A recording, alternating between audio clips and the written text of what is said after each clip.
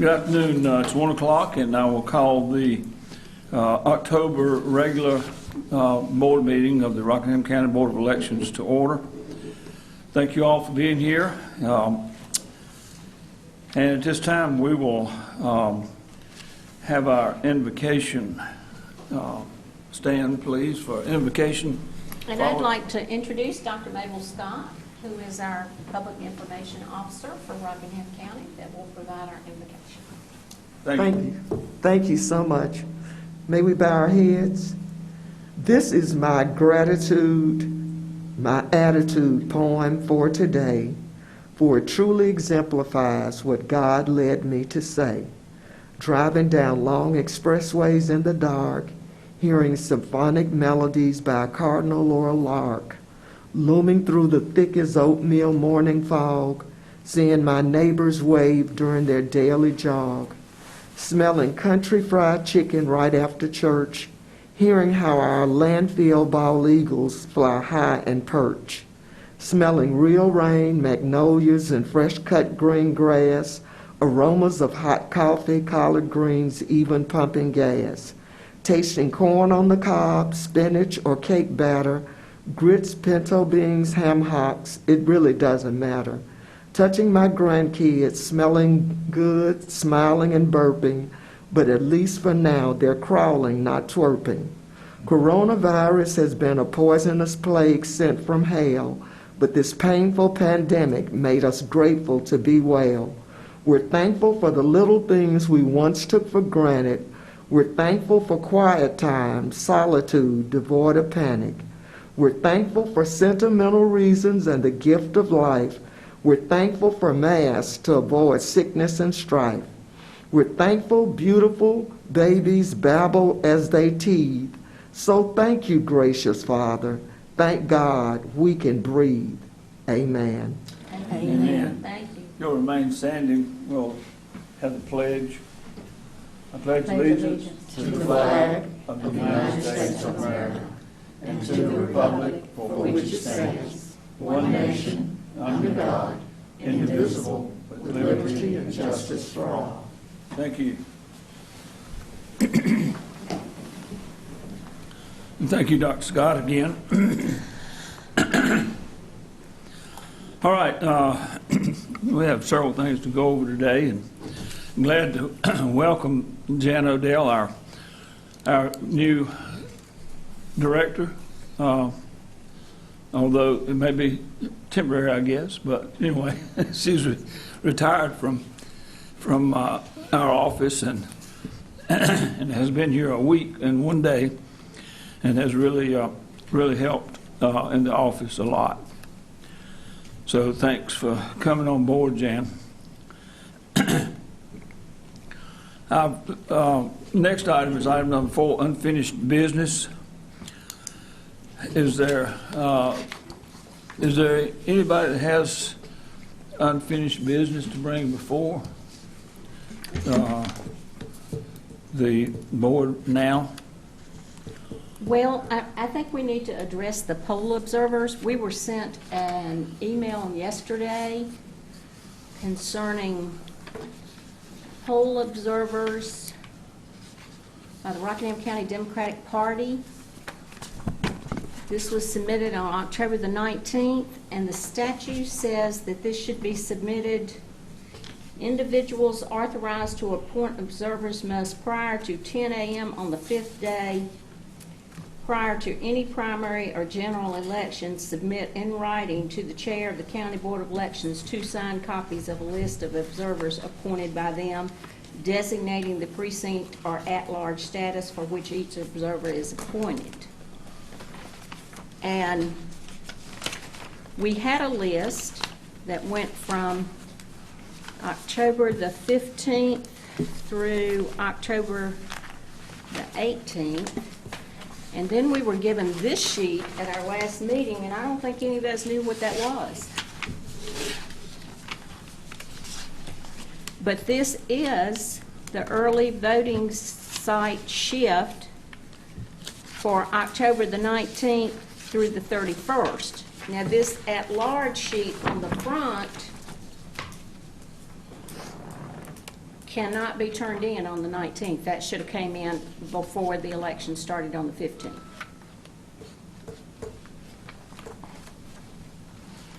The last sheet we did receive beforehand.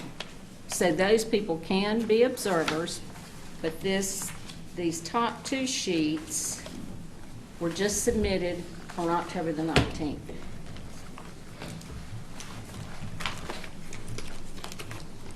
And that is, do you happen to have the statute for that?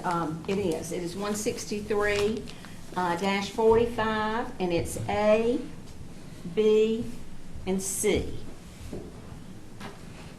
Now, did we not receive prior a listing from the Democratic Party? Because I think that's the particular group that you're alluding to. We did. We received one from October. It was dated that these would be the people that would be working from October the 15th to October the 18th. And I do know that this created some confusion in one of the early one-stop sites yesterday, because someone showed up and the site coordinator did not have this back sheet that we have here. And I think someone from this sheet came to work and she didn't have that. Okay. Now, I don't have that in front of me, but I was under the impression that that sheet that you held up there was for one particular candidate and not the party Well, group. Jeff, I think that's where the confusion came in. I think we assumed that that's what this was, but this is for the observers for early voting site is what this is. And it starts, the shift date starts October the 19th through October the 31st. And the sheet that we got for at-large observers plainly states at the top from October the 15th through October the 18th. And this one plainly states this is from October the 19th through October the 31st. May I make a comment? Please. I think Kathy had stated that, I know this was brought up, and she said that she didn't recall had gotten it, but she, had the papers there received from, the other ones. And she said she could have gotten it and got mixed up, but she looked through all her papers and didn't see it. So that Democratic person sent her, another list, but Kathy said she just didn't recall it. She could have gotten it, but she had no idea where it was. So that's why they sent another one. Was this some additions? I didn't recall the Democratic Party having that many on the list. I mean, this is... They didn't, from what you received and what we found, from the first list we gave you. So let me see if I understand what you're saying. What I think I hear you saying is that that the Democratic Party says that they submitted a list to Kathy prior to the date, the required date. In speaking with Kathy, she's not certain if she received that listing or not. Correct. And someone contacted them, I'm assuming from the office, to let them know that we didn't have that and that they sent something that was received after the deadline? Correct. Okay. Well, this yesterday says these people will be working. It's dated on the 19th of October. And it says these people will be working from October 25th. So that's the 5 days. Is that right? That satisfies the 5-day requirement? They're not going to work until the 25th. She's got the letter, and she's making us a copy, and it Okay. states on there the 19th through the 31st. Oh, well, I'm looking at it right here. Okay, let's go back to this thing while she's getting that. As I understand, this list right here that you showed a while ago, I'm like Jeff. We talked about that, and that was not from a party. That was from a candidate asking these people to work. That's the way I remember it, don't you? That's what we thought it was. Well, once again, I'm not an authority on this. I do know that the day in question, there was a particular candidate that was in the office. I know that that candidate did, in fact, submit some paperwork to Kathy. I didn't see what was contained in that paperwork. I am making an assumption that that particular part was that because it had names that were specific to that particular candidate, because they may have been family members or someone that she knew from that went from around here. So I made the assumption based on that. I remember talking about it because one of them was from somewhere in Robeson County or somewhere. It was certainly down east. I don't remember where. Fairmont, North Carolina. Yeah, Fairmont. Yeah, and I'm not sure it's in Robeson County, the next county over, but anyway, we talked about that. And as I understand it, this candidate brought this list in and gave it to Kathy. And these are people, they're not observers, they are electioneers, as I understand it. I don't know. It don't say, but she's got the same people. There's probably maybe half a dozen people working at different one-stop sites the whole time. But they're not, as I understand it, they're not observers.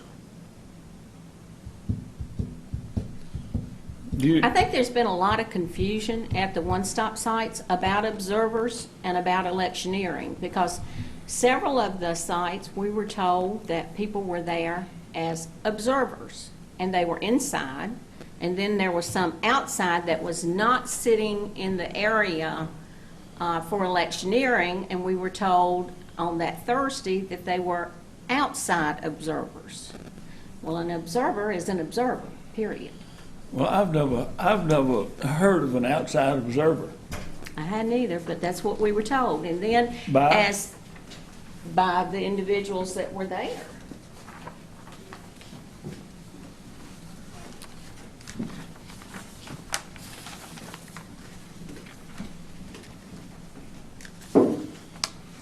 Well, I got something that's dated 10/13 and from Roxanne Griffin.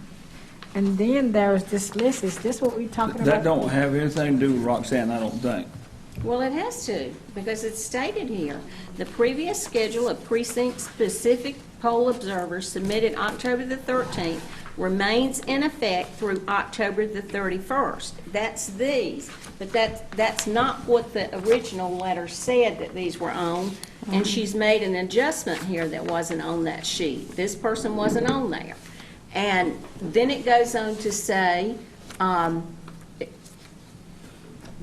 the specific poll observers, which is submitted here to the back of this, remains in effect through October the 31st. And this is the same sheet we were given that we thought was a candidate.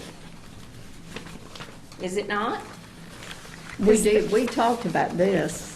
We couldn't figure out what this sheet was. I do remember that. I still don't know, because none of these are listed on her list of observers. None of them.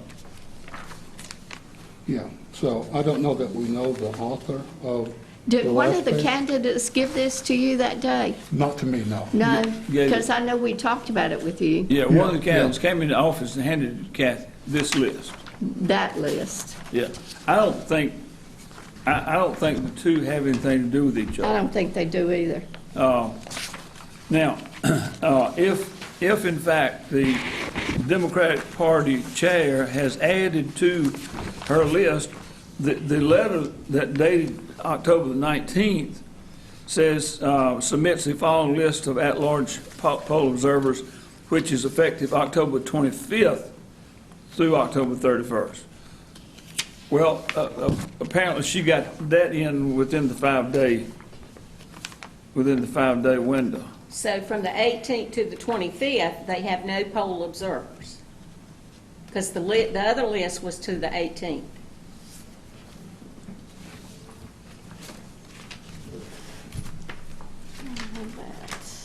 That's the reason there was a question about an observer at one of the sites.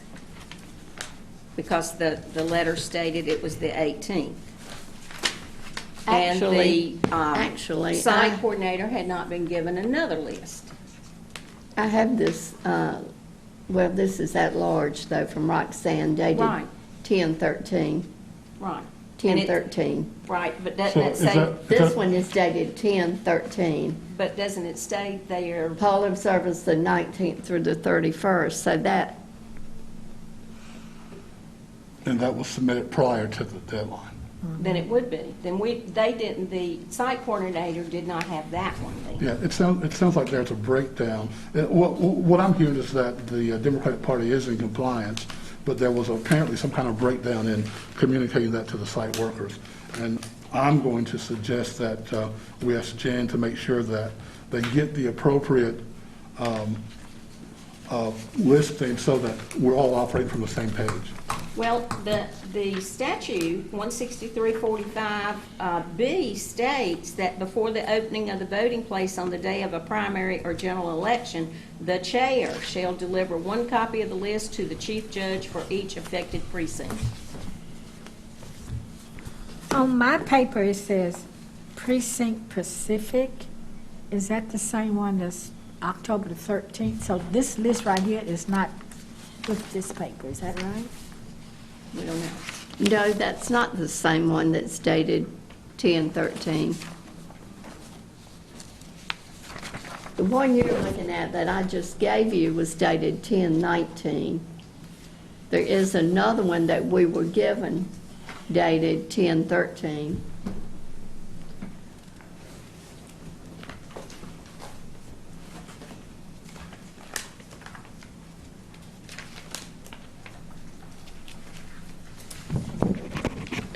Well, I don't see any on this list here that's listed on the chairman of the Democratic Party's list of observers. Now, I think if she added some, I don't have the 13th of October list from her. I know on the one we got yesterday, one you just gave us, Tony. There's the 13th if you need it. It's one. We were given that 10/13 in one of our meetings. The same time we were given that strange-looking sheet that nobody can identify. Yeah, I remember, we talked about this. Was it from a candidate or was it from the party? Yeah, we did. Well, the 1013 letter from the chairman of the party had 4 people listed at-large observers from the 19th until the 31st. Then she Well, had, the site coordinator had one that was given to her that said from the 15th to the 18th. So I don't know where that came I from. don't know, I've never seen that. I mean, I've seen this, but, you can have that one, I got 2. oh. But this,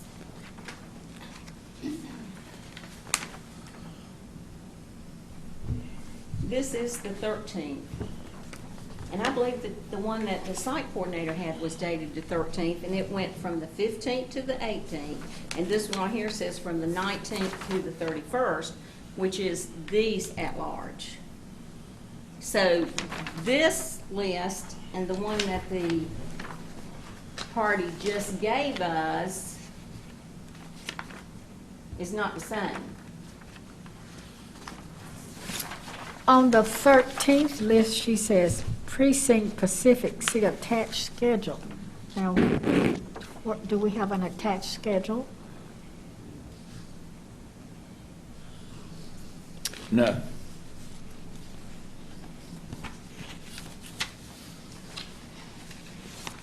Well, we do, because this was attached to it. This.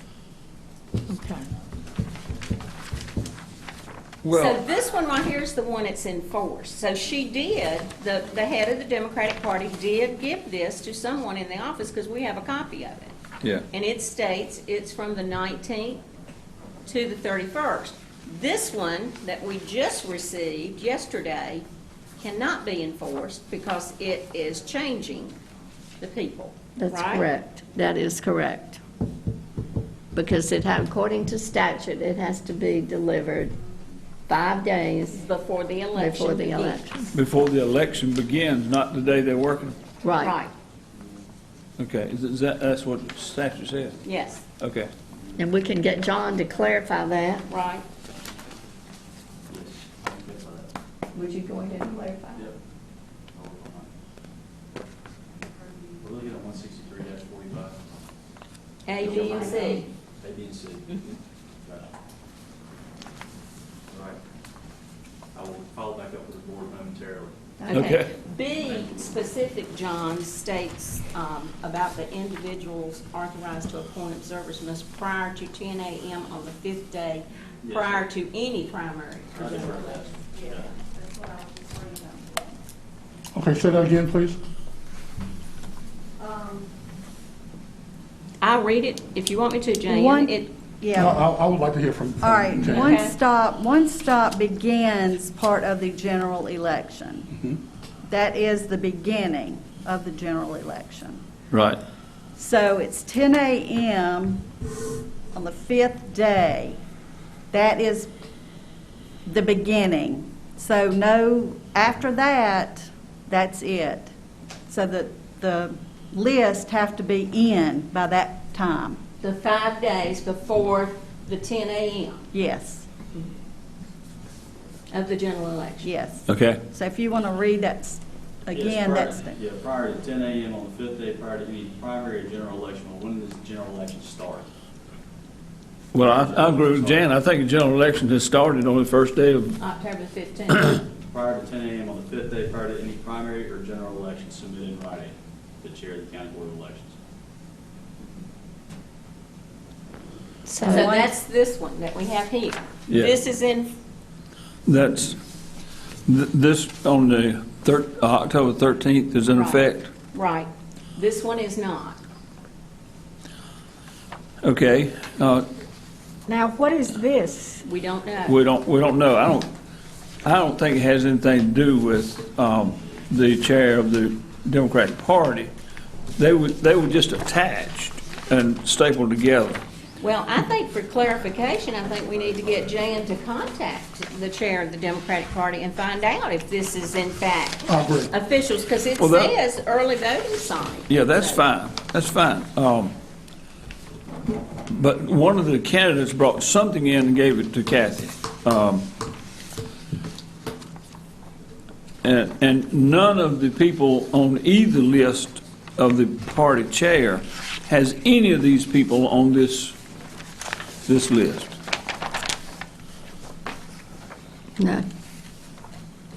So are we going to direct Jan to let the chair know that this one for the 13th is what she's to follow?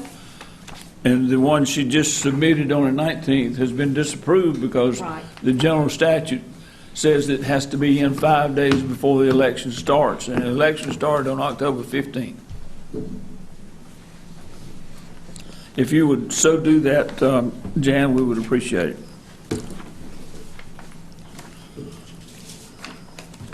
Is there any other discussion or comments about that?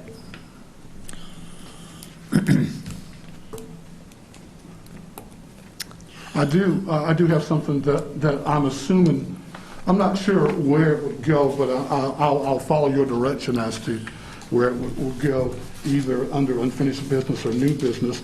But I wanted to speak to the board because I, as an individual, have received phone calls, emails, texts, or various forms of communication about allegations of issues at various sites throughout the county. And I, knowing that we are just being one member of the board, couldn't take any kind of actions on any of those. But I want to make sure that we were all hearing similar things and that we were all on the same page and that we were in fact given the same direction to site coordinators so that if we have anything that's even remotely inappropriate, that we take care of that as quickly as possible. So my question is, would this be the appropriate time to do that, or would you like for that to be done at another time? Well, Well- I have under new business to discuss some of these complaints since we've gotten those from the past, and we've got I numerous. was asking the chair Yeah, his yeah. opinion. I think under new business, it would be a good time to talk about that. I would, I too, and probably all of us have gotten emails and phone calls. And I think the biggest thing has been the outside electioneers, outside observers, whatever they are now. I hadn't got many complaints about what went on inside. But anyway, I want to, I guess, caution the board. Could we discuss that under new business? Well, could the chair Well, we finish the are sentence? in new business. Well, no, you hadn't asked if there was any unfinished business, any other I'm sorry, I skipped over unfinished business. Well, that was unfinished business. and I had something I wanted to Is there address. anything else under, that would be, I'm sorry. Okay, so my original question was, what I want to bring up, would it be appropriate now? And you're telling me no. No, that we'll no, do let's that do it under new business. New Thank you, business. sir. Is there any other unfinished business? Actually, I have something I know of great importance, and it is our budget. And I have gotten Justin in Finance to run a report that we normally get, and to bring us, everybody to glance at it, and so we'll know almost where we are with money.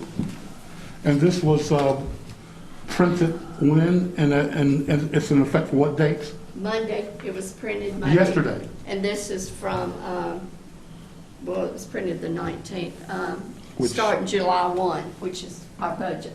Okay, so this is a year-to-date type thing? Yes. But we've seen this many times Sure. before, we just hadn't seen it lately. Not recently, though. And, Thank you.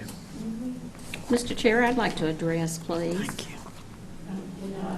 nobody's seen it, but you might want to. So- I would like to have a few minutes to review this, if at all possible. Yes, I think that would be appropriate because we hadn't seen this. But we were talking about money the other day, Yeah, and we were. I thought, well, this would be a good time for us to kind of be up to date somewhat.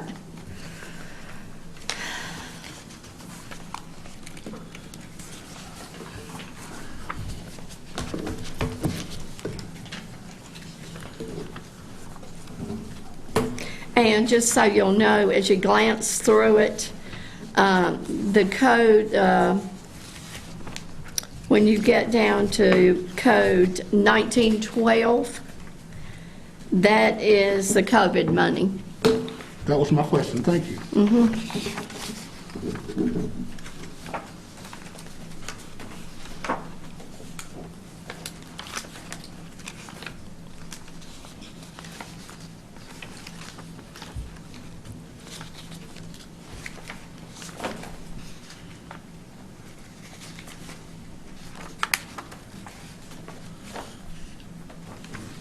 I mean, certainly there are items on here that we do not know, what they were purchased for, but it is broken down by categories. And you can see our original budget column and then the available budget over to the far right.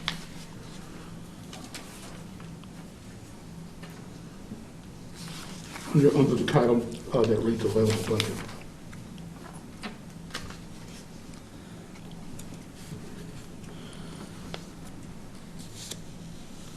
As you look through it, one thing that really caught my eye is down in temporary salaries. $1,744 balance.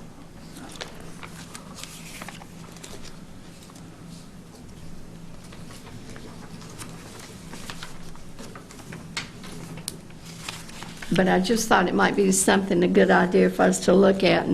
And there's some places on here that we haven't spent any money, such as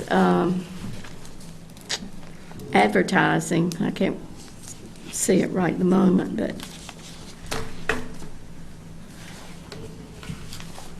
it's on page 5, elections advertising. We budgeted $2,400 and we have spent none.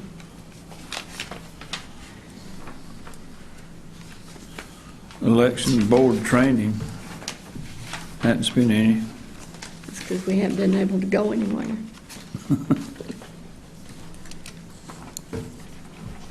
Jan, is this the first time that you've had an opportunity to see this? Okay. Yeah, I don't think we were doing this, Jan, when you were here before, but it is very informative.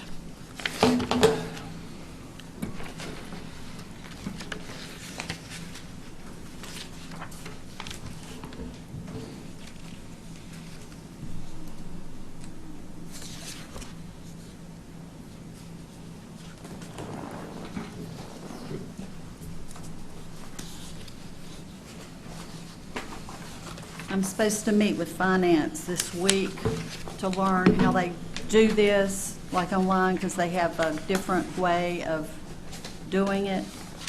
And then they have a different way, a new way they're going to be doing how to submit payroll as well.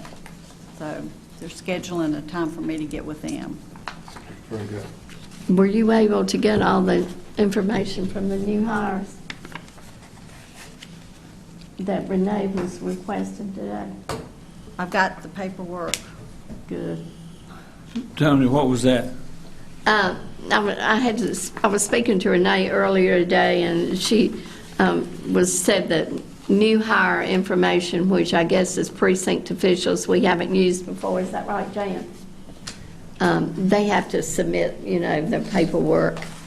They be in HR? They have to, the people. Okay, The okay. employees have to submit it so HR can get them in the system. Got you. Yes, some fail to turn in like their I-9s, or they forget to turn in like their license or Sure. something like that, so they're contacted and try to get those in. So you're in the midst of a paper chase then? Yes. Mr. Chair, I have a few questions, please. Okay.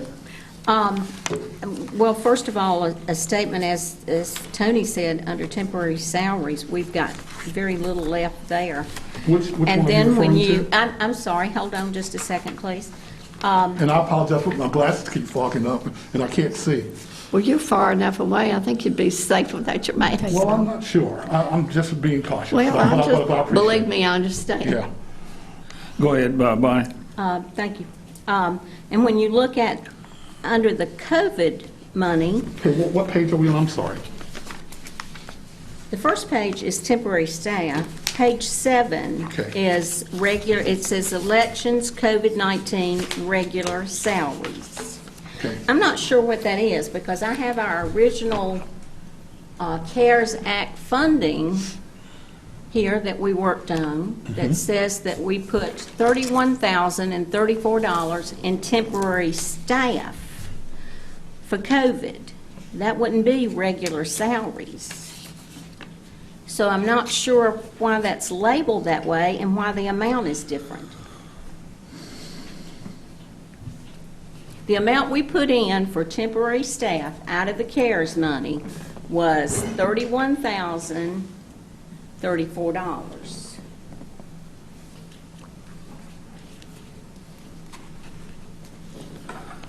So I don't understand that. So if I'm looking at the right one then, you're seeing, and I agree, it was 31,000, but if I'm looking at the correct one, it reads 28,828? Am I on the same page with you now? Yes, Okay. yes. All right. As I understand it, Jan, we have not requested or received for the county any CARES money yet.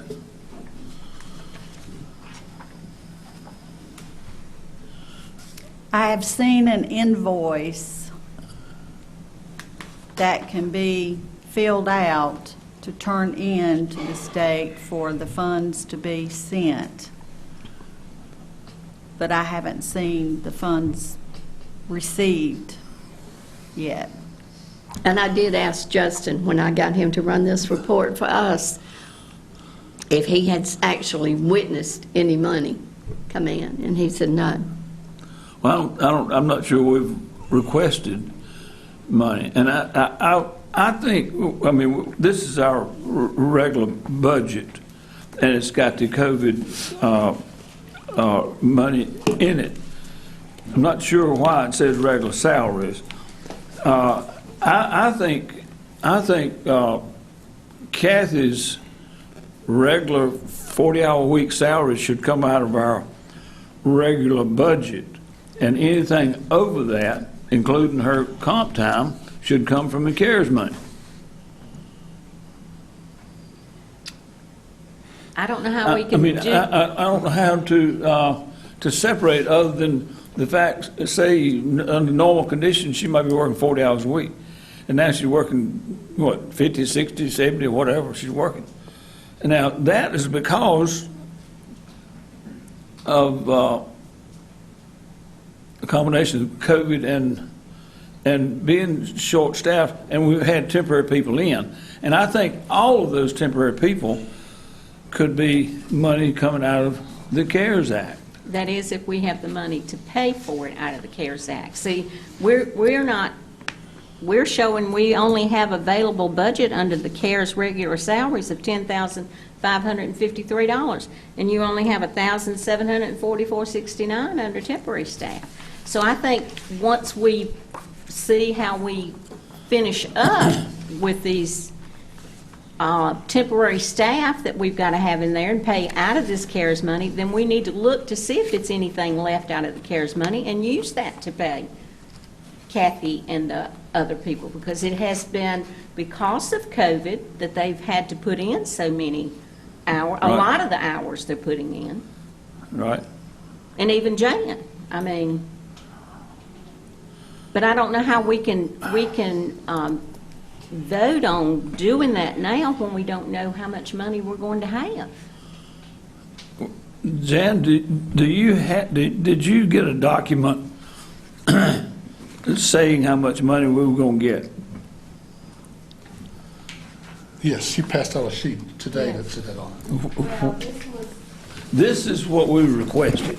Yes, this was the proposed, and I've only seen an email that has this figure, and it came from Laura Dale, and Amy Strange had sent this to her, and it had the CARES as $138,064, and then $10,000 for HAVA, and totaled the $148,064 on it. But of course, there was no breakdown or anything, so then when I saw this breakdown on the Excel that was on the computer, then I was able to see how it was broken down. So that's the only thing I've seen. Okay. Mr. Chair, I know that you sent us all a copy of an email that you sent to Amy Strange about the HAVA funds. Did you ever get any kind of reply? I just got one last night, I think it was.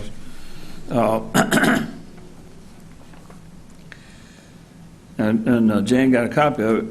Actually, Amy sent it to Laura Dale, and hello again to Jan O'Dell. Attached are grant notices sent to Rockingham County. To date, no invoices have been sent to the state board for reimbursement against any of these grants. The full amounts are still available to Rockingham County Board of Elections. So, that says to me that it's been approved. We just need to fill out the paperwork and send it to them. Right. Yeah. So let me That's see what it sounds like. if I'm hearing correctly what you're saying. Based on what I heard Jan say, the numbers that I heard that appeared to be approved was $138,064, and that came from the CARES Act, correct? Yes. And I heard you additionally say that on that was also under the HAVA funding that it had been awarded, and this is where I'm confused, $10,000. Is that correct? Yes. Well, that is the base everybody gets $10,000. We requested $23,100. The HAVA money, you can get from $10,000 up to $250,000. And we requested $23,100 under HAVA. And according to phone conversation or conversations, that was all approved. And one of them is the large item that we need to get approved for the security system. That was $19,000 out of the $23,000. But there was an email that the money, wasn't it something about the money had to be split? What was that? That HAVA was, On that security system, it had to be split between the HAVA and the municipal, because it would be used for municipal elections also. Well, how would we do that?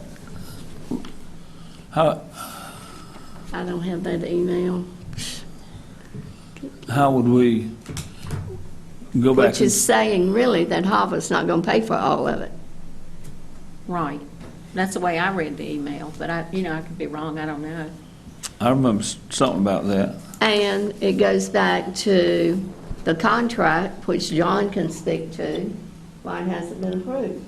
I would make sure that the funds have to be, it's either going to, I've held it temporarily to confirm funds. It's either going to stop at the legal's desk or finance's desk, because they have to do, the finance has to do the pre-audit. If the funds aren't available for a contract, finance can't sign off on it. And finance has to sign off on it for legal to get final approval. And Jan, you said you were going to meet with finance this week. Yes. Can you find out what we need to do to submit some bills, or to find out in writing exactly what we're going to get? And I don't know, finance don't know that, the state knows that, but it appears that the state, I don't know how to handle this. If you just find out from finance, hey, what do we need to do? We've already accrued some expense, some part-time help and all that should come under that. From my understanding, like I said, they've sent even like a blank invoice that all I have to do is fill it out. It's already like got the state board, information filled out and everything. And I just have to fill in the figures and all of what it is and send it to the state, and then they send us the money. Now, I know one is already filled out with the security system and the curbside. The alarms? Yes, alarms. Okay. And it's already been filled out and all, but it's just ready to be printed out and sent with the PO and all. In fact, I think it's already been ordered. Is that what's been ordered? I think it was already ordered. I mean, it had a PO. From what I understand, Amy had already ordered it.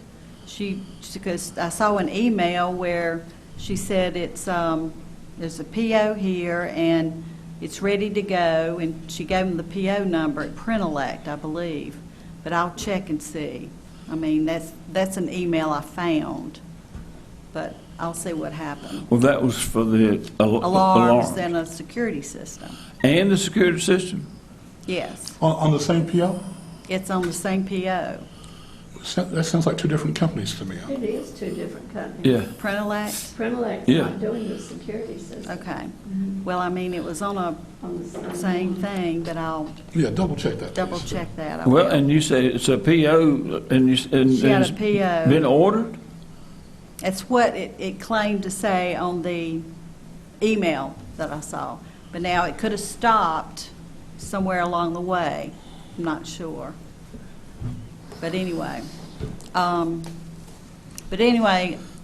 They said just submit those invoices to the state and they would reimburse it. So, and I asked Laura Dale about it, and she said all you got to do is fill out those invoices and send them in. Okay. Well, we've been trying for about 3 months now to figure out whether we've got these funds to spend this money or not. So I think it's come down to the wire where we got to have a yes or a no, or what direction we need to go in. Yeah. Because if we've been approved for this money, there are things we need to be doing with it. We need to go ahead and spend it, because if we wait too long, they're gonna put it back in their own pot and we won't get anything. Well, I know some counties are already getting it. I mean, so my But understanding we is it's been chose to let the approved. state get the Yeah. money, then Yeah. we buy whatever and the state reimburses. Mm-hmm. That's the way we selected. Yeah, let them handle it. I have one other question, Mr. Chair, and Tony may be able to answer this. It's on page 4, under Election Service Maintenance, and we got S&K Cleaning Service, and there are 2 for the same date. 2 that it looks like the numbers are the same. The reference has BOE, and the second one has BOE 1, but it looks like all the numbers are the same. But we were billed twice in September, $500 each time for cleaning. That I don't know, but we can.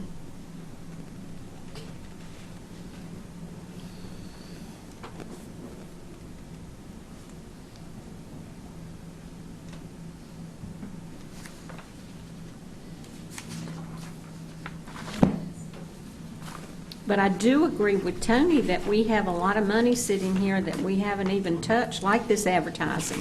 And I know there is information that we really need out about our early voting sites and election day, and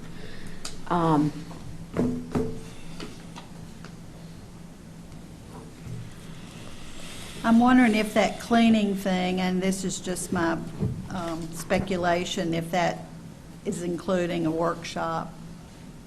You know, they did the workshop and then came and did the elections office.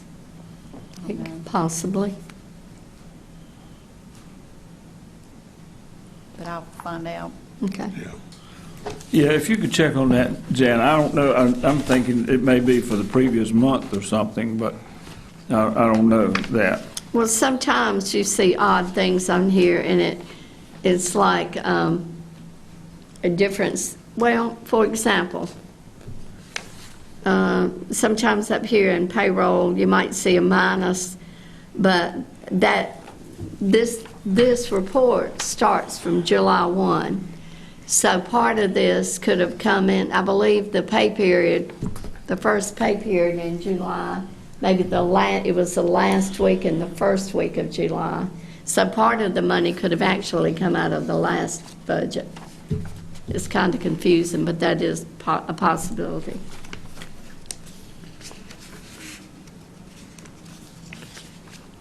But anyway, I just thought, I know Jan hadn't had time to get with him, and I did think this was something that, It's time sensitive. yeah.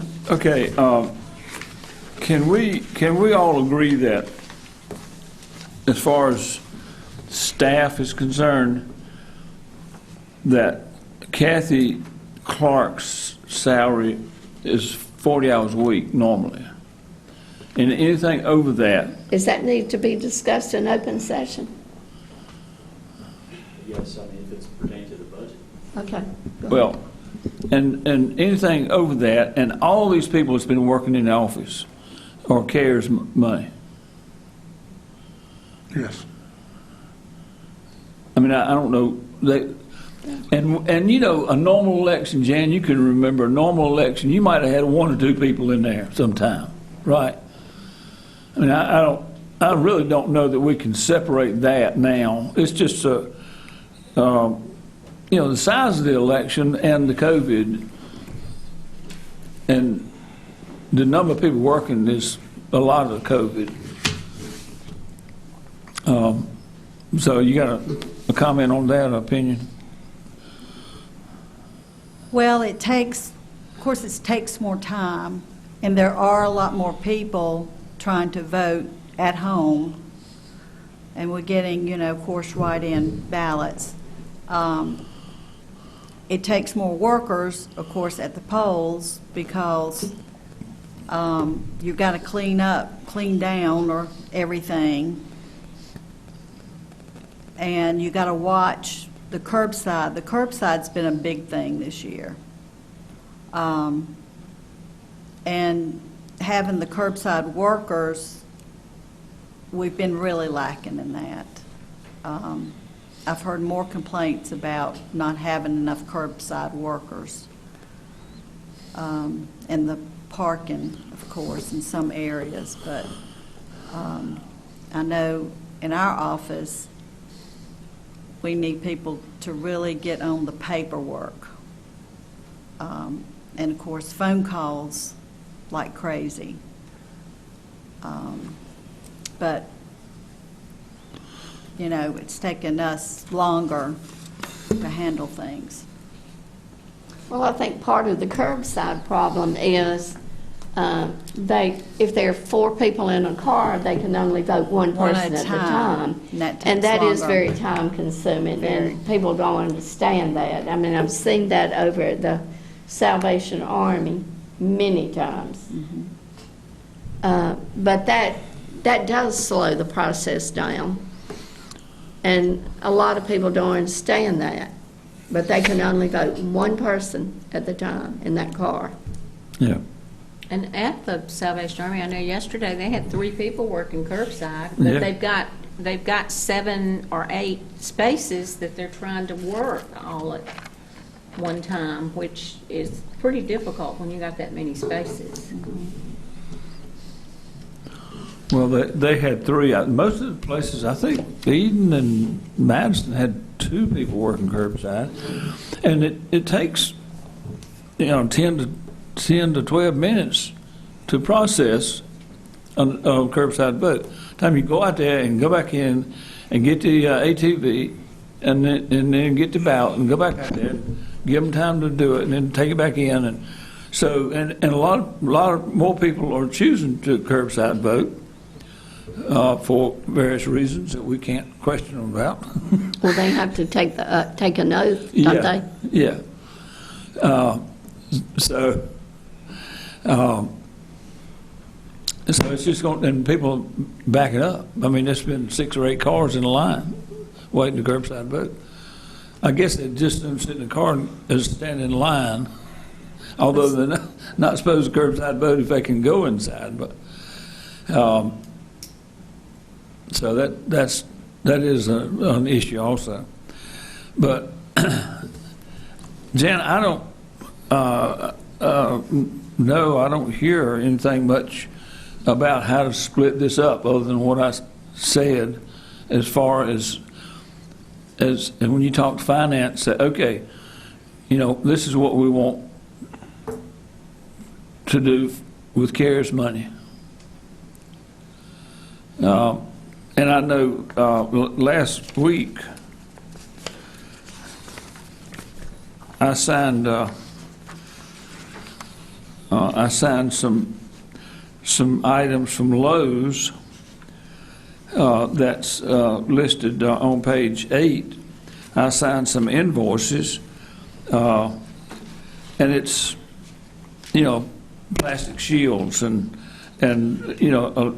stands that they go in, stuff like that. Well, obviously that's CARES related, COVID, and all that stuff was. They've got it under the COVID. Yeah. Well, and I recall, we were discussing being able to pay these people out of this money. I recall back when we were discussing HAVA and CARES Act funds, and we made up this budget. We were actually adding numbers that we were just guessing at, and I asked at that time, could we move money from any of these items into other areas, and I was told yes, we could. So we could possibly move some money from printing or postage or advertising or whatever that we have funds left over to help pay for some of these workers, because it looks like to me the funds for the temporary staff is dwindling. I mean, we've got about, let's see, 17,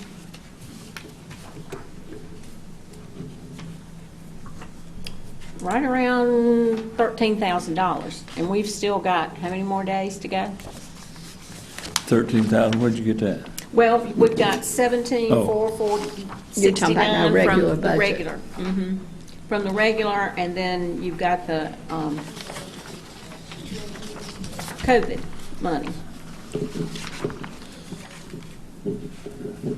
Well, you know, I would definitely, these people have worked so hard. You know, and it is swamped at every precinct that I've been to, and I've been there many times.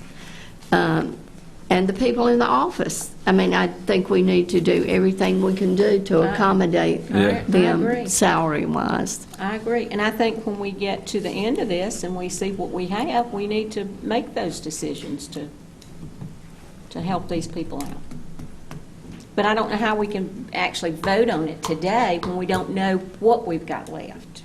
Because it appears some of this stuff hasn't gone in under COVID, I right? think we'll have a better idea after Jan gets with Pat Galloway and finds out the process for how we can spend, you know, what we can do to spend this.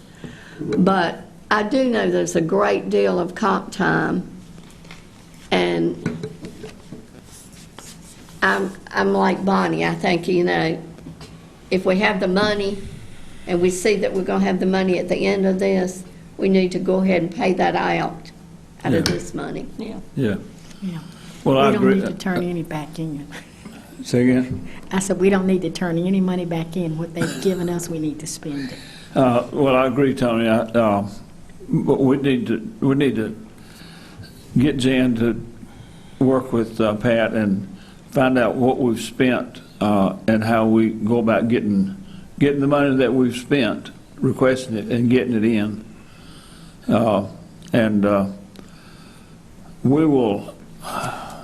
We don't really have another meeting until, well, we got some, we have some meetings scheduled for absentee ballots. I don't know if Jan can get anything together by, say, the first of the week. After you talk to Pat, can you talk to us a little bit about that, maybe on Monday, Jan? Okay. Would that be appropriate to talk about at an absentee meeting? We've talked about other things before. Are we meeting on Monday? Well, Jan said we were meeting, yes. we'll find out today. We probably, if we don't meet anymore to do absentee ballots between today and Monday, we'll have plenty of absentee ballots. They're going to start coming in. I mean, we've mailed out over 5,000, and we've counted about 3,000. And there are people who still haven't been mailed out. I checked on one yesterday that asked for a ballot several weeks ago, and it hasn't been mailed out. They're still requesting absentee ballots, which is up to 5 days before the election, which I think is kind of strange, but anyway. Yeah, still have to send those other ones out. Yeah. Well, I think it may be pushing it to ask Jan to get back to us on this on Monday. What do you think, Jan? I mean, I know that you've got a lot of emails and phone calls, and you've got to learn how to do the payroll, and it may be pushing it. But Well, I know we meet unless I'll we work don't on have, it. unless we don't have, I'll work on it. I mean, okay, I'll make it a goal, but okay. y'all understand if I don't, but I'll make it a goal. Just trying to help you out. thank you, Jan. We appreciate everything you're doing, and talk to us about that as soon as you can so we can see where things are. And if we have, I will say, if we have any absentee ballots to count next Tuesday, a week from today, we have to meet. Because we were mandated to meet from starting the 29th of September through the election, any absentee ballots we got.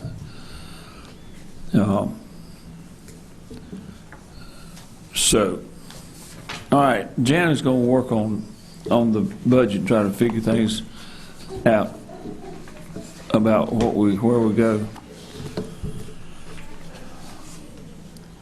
Is there other unfinished business? I don't have anything. I don't. Okay. No, I think my concern, we've decided we're going to new Right, business. okay. All right, we're going to move to item number 5, new business.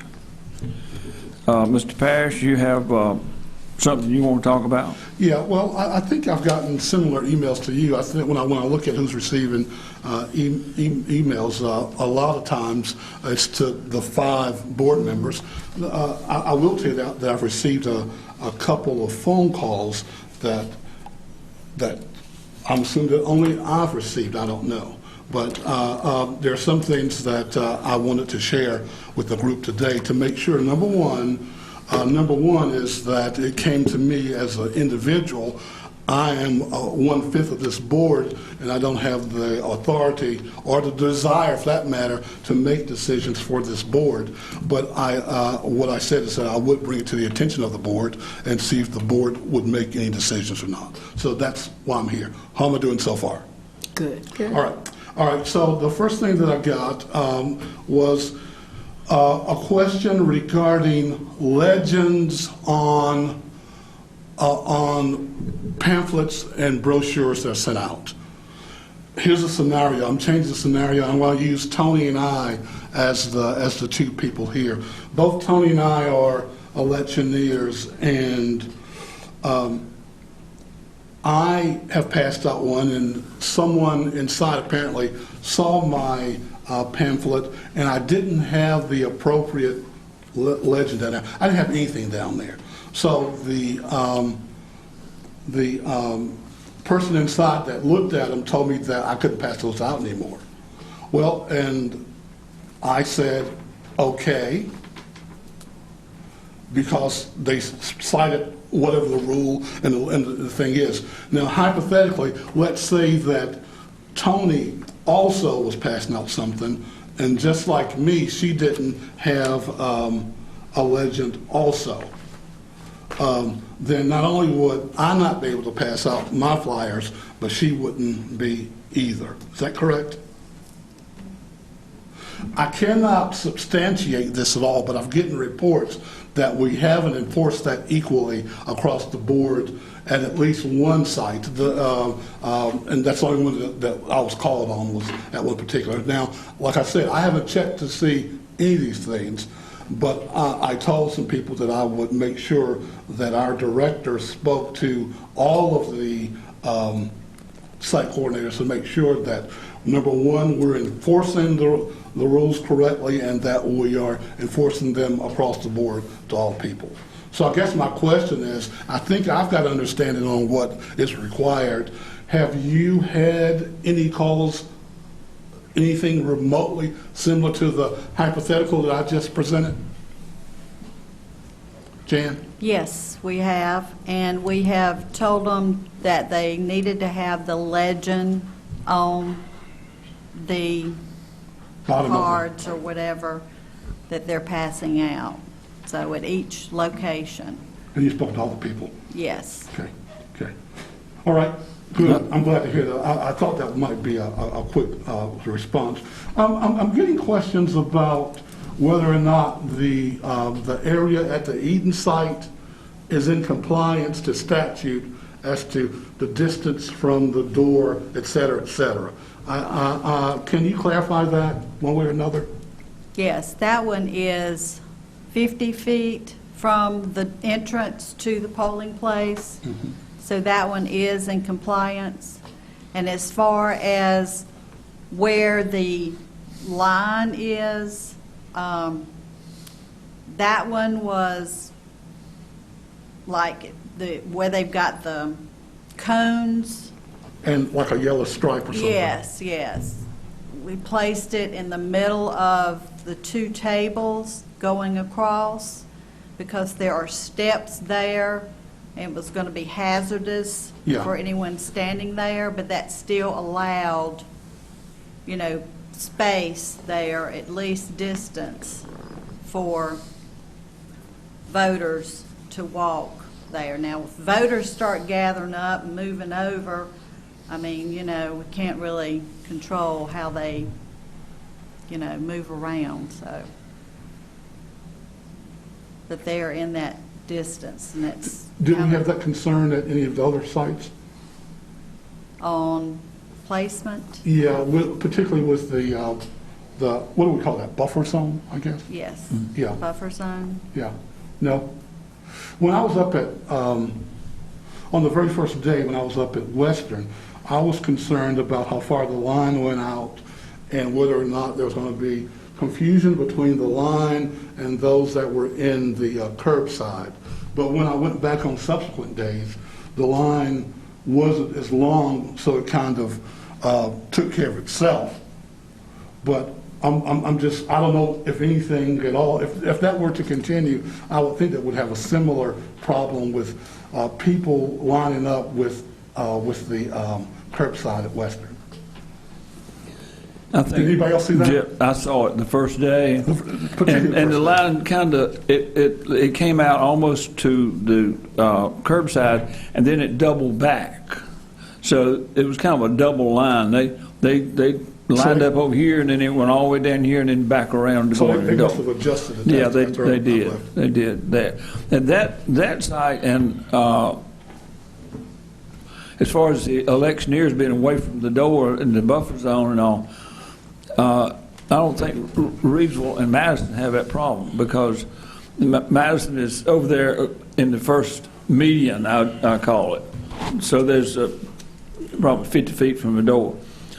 Now, I'm a little bit concerned about Eden, you know, although it's in compliance with the 50 foot. The line waiting to go in the door is that far from electioneers. I mean, and I wish, but over there's Nowhere else to, well, and even over here at your office, it's the same way. I think when that was written, you know, it imagined people parking their car and going out and going in the door. Well, that ain't happening now. So, I mean, I'm sure that's, you know, maybe in some after-action report, that's going to be addressed. I would hope. I don't know. Like I said, Eden, I don't know what you do about it. But we're in compliance with the Yeah. regulations, Yeah. so Yeah. we Yeah. just happen to have I mean, a I've bigger had the same crowd this time. I've had the same complaints, Jeff, and I tell people, I said, don't pay attention to them. Just And then stand in Reedsville, at the Salvation Army, people are complaining they're too far away Well- from the line. And you see, now I've had two different phone calls with Reedsville. One, like the first day, there was something about the choice of door. Yeah. And then there was a change in the door, problem solved. And then later, not that same day, Saturday, by the way, I didn't visit any sites on Saturday. That was Jeff's day, so I didn't go out at all. Those. But I got phone calls on Saturday. And the complaint on Saturday was that it was too far away. Yeah. But there's no other option there. Yeah. Well, no, it's not. I mean, there's the driveway. I mean, it's either there or be on top of it. Yeah. And that's why it's always been over there. It was over there 2 years ago. It was And we over had there. complaints Yeah. 2 years ago. What happened over there was they originally set it up to go in a door that we really weren't authorized to use that part of the building. And they set it up to go in that door and then come out the door that they're going into now. Well, now they're coming in the door that they're supposed to, because the Salvation Army locked that other part off. We're not supposed to use it, which is fine. Okay. So now they're coming in the door, they always went in, and they're circulating around and going out through the kitchen door. the kitchen door. So, you know, I think that problem's taken care of. And the original complaint was when they were going in the other door, the electioneers were down near where people were coming out. And they said, well, nobody wants anything, they've already voted. So that was a first complaint, but that's taken care of itself also. Well, and the last thing that I had on my list, and I don't have details here, it's kind of sketchy. This person was a little upset, and I didn't quite get all the details, and I didn't get all the details. But this was at the Reidsville site. It involved curbside and something about a lady in a wheelchair. Do you have any idea what I'm talking about? A lady what, Jeff? A lady in a wheelchair that was trying to vote curbside and was not allowed to do so. It sounded as if the crowd remedied that and that somebody that was in the line allowed her to get in front of them and that she voted inside, but that she was originally denied. Or so, and like I said, I'm a little bit sketchy on this one. I didn't get all the details. Well, You're hearing this for the first time. You're hearing this for the first time is what I'm gathering. Yes. Okay. and I had a complaint from Reidsville. Someone said that they wanted to vote in the car, and then somebody asked for a doctor's slip before they could vote, but they're not supposed to ask for that. Yeah, I heard that. I didn't hear what Jeff was talking about, but I did hear what you're talking about, Leanna. And the site coordinators should make sure that people that request to vote at curbside, do they have a document to sign? Do they have to? They take an oath? And do they sign something, Jan? Yes, the curbside affidavit. Okay. As And long- the oath to There them. were issues at Reidsville at the curbside because we had an individual that was working the curbside that I know I had to take a copy of some information over to Reidsville from the Wentworth office about voting curbside because he just wasn't going to abide by the rules. And even after the site coordinator talked to him, he still didn't want to abide by the rules. So the site coordinator took him off of curbside and put him inside. Okay. He wanted to vote everybody in the car, and you can't do that. And the law states that you can't do that. And she showed it to him in writing, and he still didn't want to do that. Well, you have to remember this election is different from any one we've ever had. And there is no way in this world everybody's going to be happy. Oh, yeah. Well, that's normal. But I think we have some other, we've received emails from people that have complaints that we need to probably address. One of them was restroom facilities in the election sites. Which that site we needed. was that one particular site? I remember reading that one also. I know it came up when I was over there one day at the Salvation Army.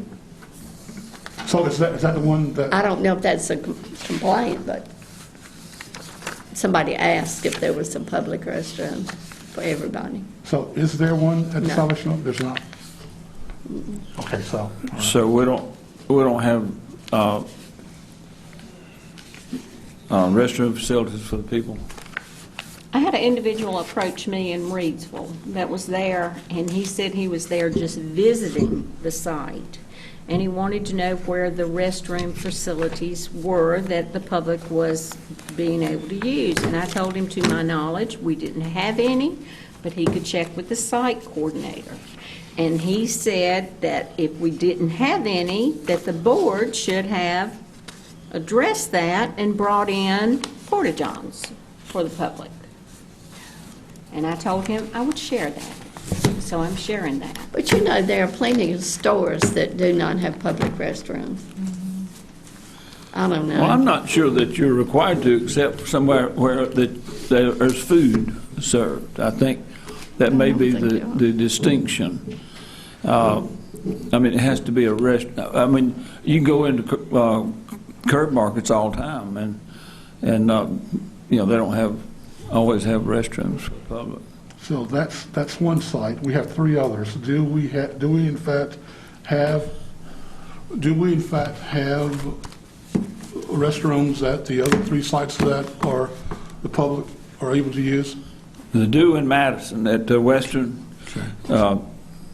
Yes, because, and they're outside of the voting area, like, you know, so they're like in the hallways outside of where people vote. And Both at the libraries and at the Wentworth site. Yes.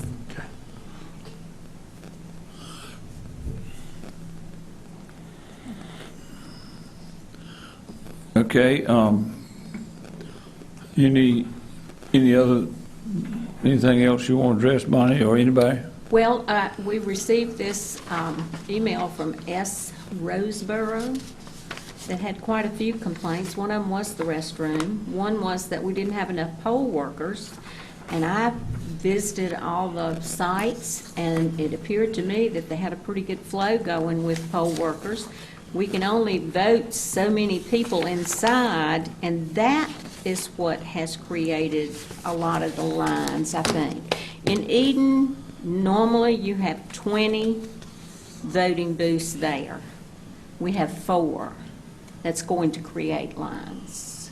But we are Plus in provisional, compliance. I'm sorry?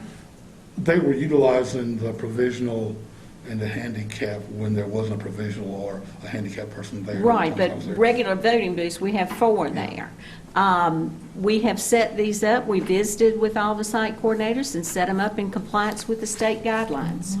And that's why I think we're having lines. Now, some of these site coordinators came back and added booths, which I didn't understand, but that wasn't my site, so I didn't worry about it.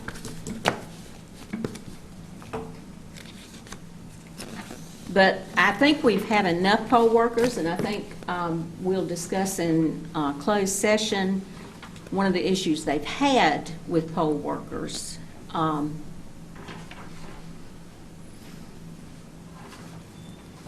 There was also a complaint from Diane Parnell to all of us concerning several items.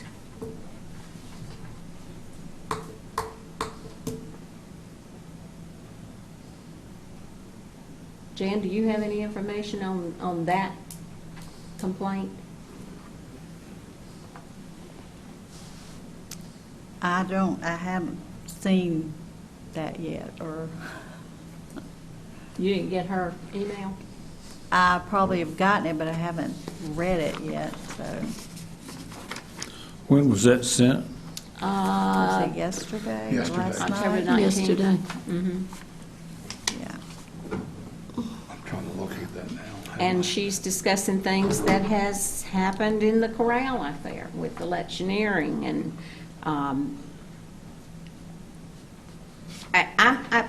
I'm just really disappointed in all sides of our electorate out there with all these complaints, because I've just heard so much, and so much of it has just been so petty, just petty. And it's from all sides. It's not one side over another side. It's just been from everybody.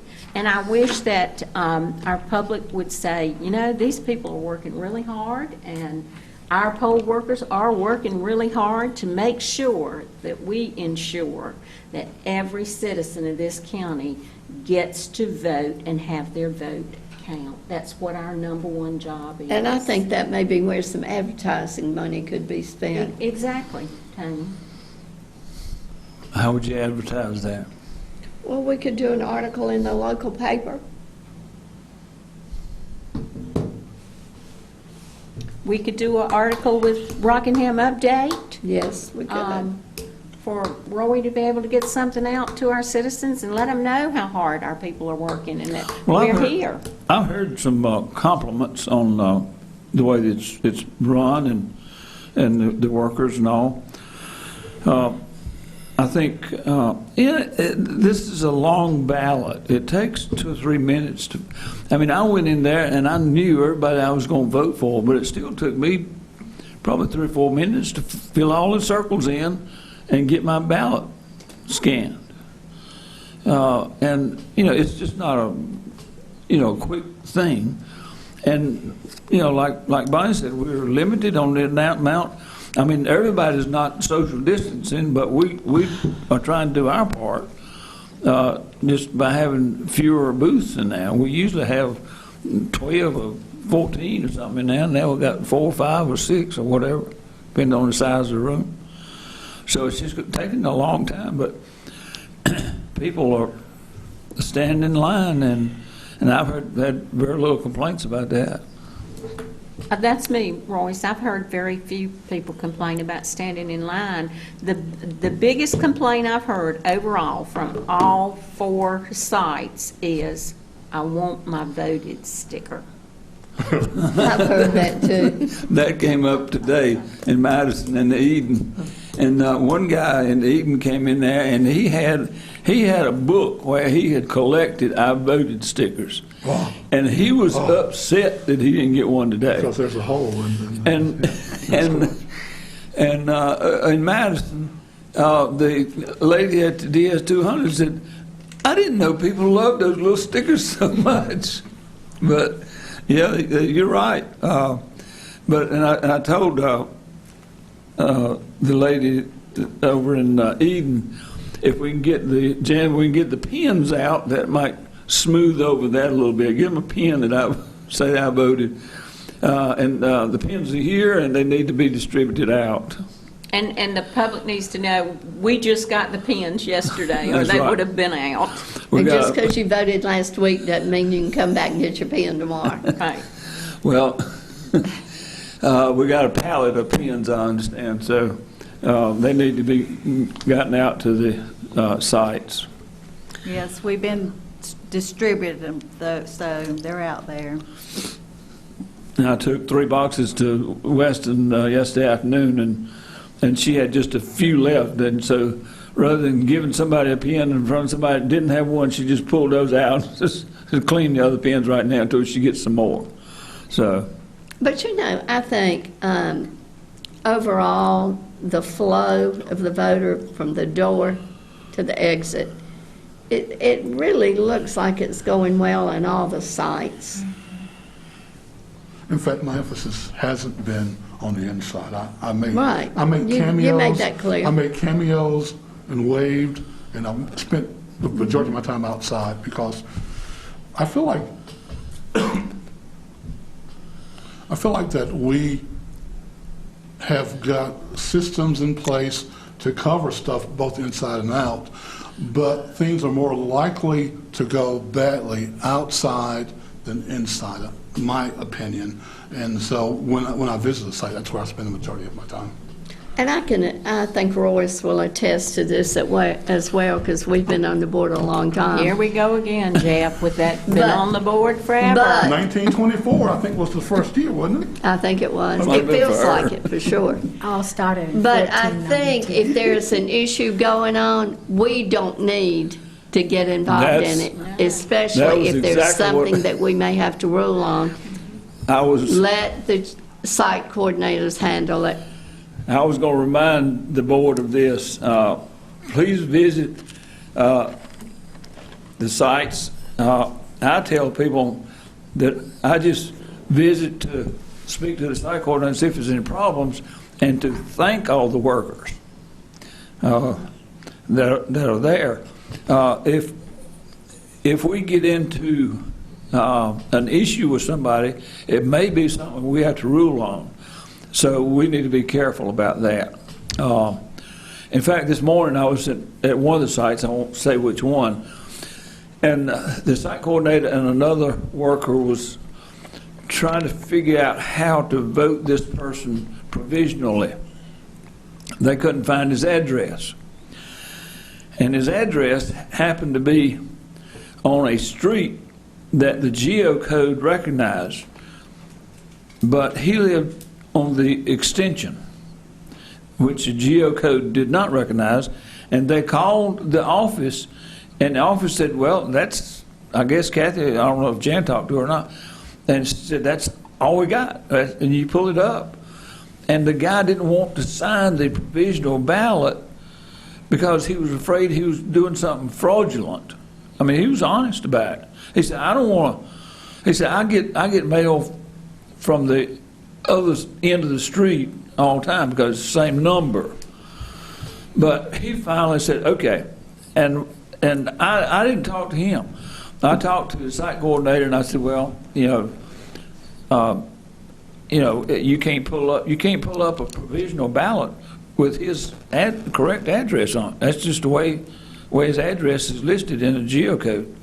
So finally, he just decided he'd sign the ATV and go get a ballot and vote, and that's what he did. So the site coordinator, I made sure that she's the one that I mean, she asked me, and I tried to stay out of it, but she handled it. Well, and the only other complaint I had someone tell me that they were at one of the sites electioneering, and the site coordinator came out and told them they did not have a mask on and didn't wear a mask because of reasons. And the site coordinator came out and told them that they would have to put a mask on, and we can't actually do that. No, we cannot. So I hope that someone will speak to the site coordinators and make sure, Jan, if you just remind them, you cannot make someone put on a mask. That we can suggest it, but we can't make them do that. We can't make people voting inside, or we certainly can't make people that are in the electioneering corral wear a mask. In fact, when I was at Reedsville yesterday, the site coordinator over there told me that since it started Thursday morning until mid-morning yesterday, they had 4 people to come in there without a mask on. And I think that's pretty amazing. But anyway. Do you have anything else, Bonnie? I do not. I have one other issue that came up today. I got a call from Lance Metzler, the county manager with Ronnie Tate, and this is a Jan issue, I think. And Lance was concerned about the maintenance people, Robert or Billy or whoever, taking out the thumb drive and maybe taking them out in the morning or getting them in the afternoon and bringing them back or whatever. I think Billy goes to Reedsville. And Lance's concern was he didn't want them doing anything that was improper or maybe a problem. He didn't want the maintenance people involved in that. And I told them, as far as I knew, they were just couriers of these thumb drives. But then Ronnie called me back and said he had talked to them and no, they actually put them in the machines. And I said, well, Ronnie, is that something new this year? And he said, no. He said, that Billy's been doing it for years. Yeah, okay. That's what And I thought they had too. But he said, well, as long as a site coordinator is there with them, making sure that they do everything right. I think Jan, do you go to Madison every morning? Take it over there? And the site coordinator brings it every night over here? And what about Eden? Eden does their own.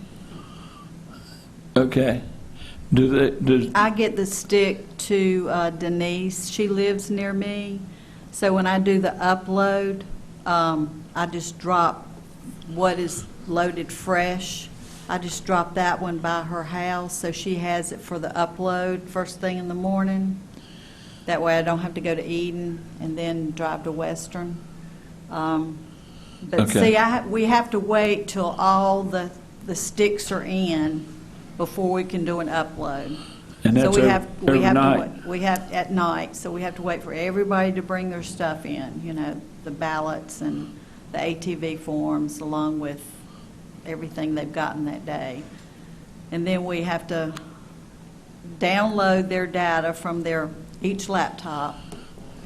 And then I have to upload all the information fresh for their uploads for their laptops in the morning.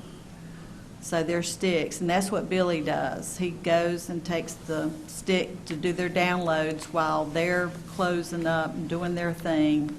And then he gets their ballots and stuff and brings it to us, with the stick. And then I fix his stuff, and then he picks it up in the morning, and then goes and does their fresh upload. And I do Western in the morning. Okay, so, so the issue with the maintenance is just the regional site with Lynn Collier. If you'll let Lynn know that she needs to be there and just Yeah. see him do it, and that's going to satisfy Ronnie and Lance. Yeah, she's Because I asked there Ronnie, I said, anyway. do they need to, does the site coordinator need to sign something? He did it right. He said, no, just verify that everything's okay. So, Yeah. so that's all of that.